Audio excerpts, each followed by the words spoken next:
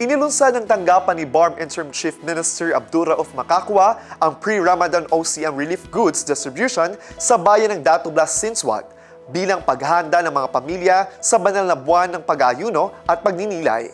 Ang Partners in Peace and Progress story mula kay Crisia Chavez. Nanguna sa koordinasyon upang matiyak ang maayos at sistematikong distribusyon ng tulong ang tanggapan ni Deputy Senior Minister Abdullah Qusain sa paglulunsad ng pre-Ramadan OCM relief goods distribution sa bayan ng Datublas, Sinswat. Naglalaman ng mga ipinamahaging relief pack ng mga pangunahing pagkain at sako-sakong bigas na makatutulong sa pang-araw-araw na pangangailangan ng mga pamilya habang naghahanda sa Ramadan. Kinilala ng pamahalang Bangsamoro ang mahalagang papel ng lokal na liderato sa matagumpay na implementasyon ng programa.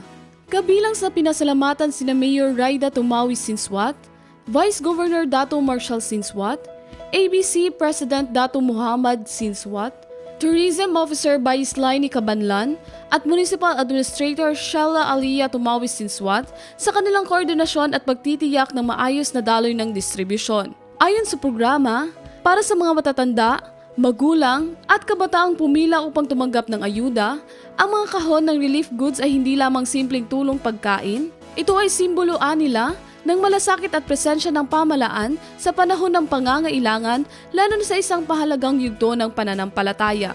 Sa ilalim ng pamumuno ni Chief Minister Makakwa, ayon sa pahayag ng programa, ipinapakita ng BARM government na ang paghahanda sa Ramadan hindi lamang espiritual, kundi konkretong pagkilos para sa kapakanan ng bawat Bangsamoro. Isang pagsasabuhay ng moral governance at ang adhikaing mas matatag na Bangsamoro. Crisia Chavez, iMinds, Philippines.